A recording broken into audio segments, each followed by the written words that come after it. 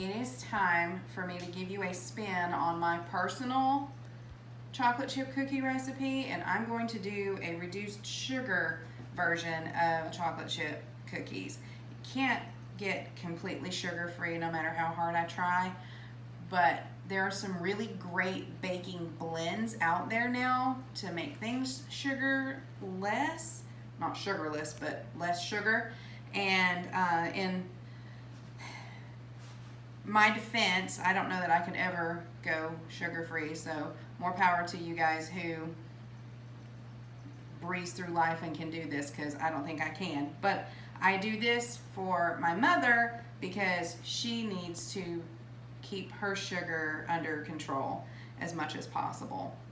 So in my bowl here, I have a cup and a half of butter flavored shortening. And I'm just gonna start that whipping up.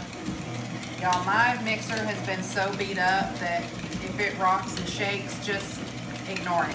It's okay. In here, in the bowl, I have a half a cup and 2 tablespoons of white sugar blend and a half a cup plus 2 tablespoons of brown sugar blend. I'm gonna put that in there and let it start mixing together.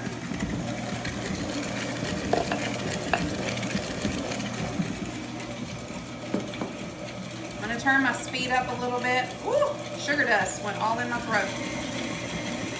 Just to get that blending in a little bit faster.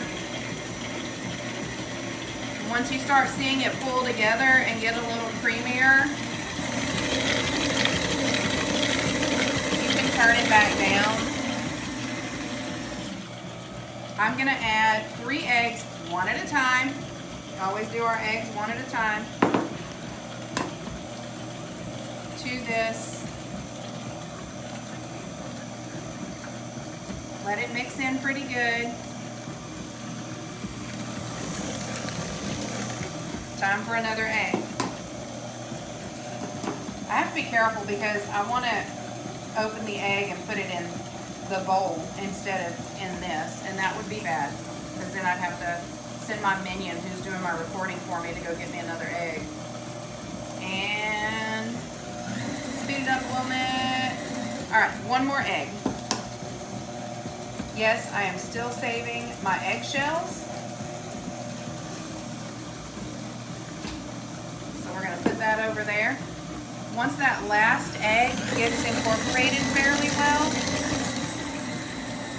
I'm going to add 2 teaspoons of vanilla.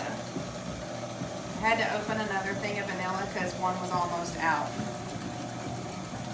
And for you guys who are not sugar-free, like did I already say I have my own version that is not sugar-free? This version is based on my regular version. Okay, so see if I can do this really well one-handed. Bam, I can. She's amazing, y'all. There we go. So vanilla is added. It's probably something you guys haven't heard from before, but I have found that this helps my cookies so much and it makes them so good. In my cup here, I have a teaspoon and a half of baking soda. And then I'm gonna add a teaspoon and a half. This is a half a tablespoon, which is the equivalent of a teaspoon and a half because 3 teaspoons equal 1 tablespoon. So I'm mixing up the water into the baking soda, and then I'm gonna pour this into the container with my wet ingredients while this is all mixing up. Get that blended nicely. My oven is preheated to 350 degrees, by the way. Here I have 3 1/4 cups of cake flour. What are you doing? Yeah. Stop recording the animals. Okay, 3 1/4 cups of cake flour. We like soft, squishy cookies in our house. If you want crispy cookies, I can give you a way how to make your cookies crispy if you prefer them that way. But we really like that soft baked feeling of cookies. So 3 1/4 cups of cake flour, teaspoon and a half of salt, teaspoon and a half of baking powder. Mixing those in there, mixing it in here, and I said before, I feel like just using a whisk to aerate your flour works just as well as if you sifted it.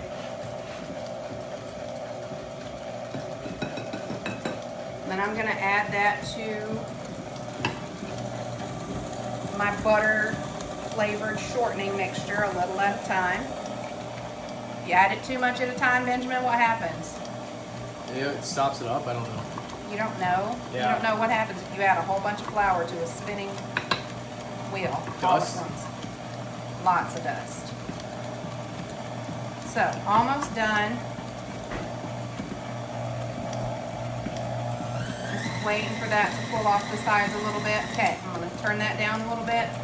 I'm going to add the rest of my flour. There we go. Now once I see that the flour is completely incorporated and things are starting to pull apart from the sides, I'm going to turn this way down. And just because I'm lazy, and instead of mixing my chocolate chips in by hand, these are sugar-free chocolate chip cookie, not chocolate chip cookies, these are sugar-free chocolate chips. That's going to be sugar low chocolate chip cookies. Chocolate chips, sugar-free. You can buy these. I'm adding the whole bag. Typically I'd probably add about 2 cups. This is not quite 2 cups, but I have another bag. All you need to see right now though is I've added the chocolate chips. We're gonna bake these on 350 for about 12 to 13 minutes. I'm making you sugar, your chocolate chip cookies right now. Okay, I just got the first batch of cookies out of the oven. You can look and see. You want to take them out when they're just starting to get golden brown around the edges. They may not be brown all the way through. You don't want them brown all the way across because you don't want them to get burned. If they start getting brown too much, they're already burned because they're going to sit on this pan for another couple of minutes until they kind of get their insides solidified a little bit more, and then I will move them over to my cooling racks and let them finish cooling the rest of the way. Yes, these got really big because you guys, that's actually a really big cookie sheet because of how I doled them out onto the pan. I usually do this number here. I take and get a heaping tablespoonful of the dough, and then I just scrape it off using the other spoon onto my pan. And I think I made these just a little bit larger, but I've never really heard anybody complain about large cookies before. If you need to try some low sugar cookies, these might be the ones for you. Take care, y'all.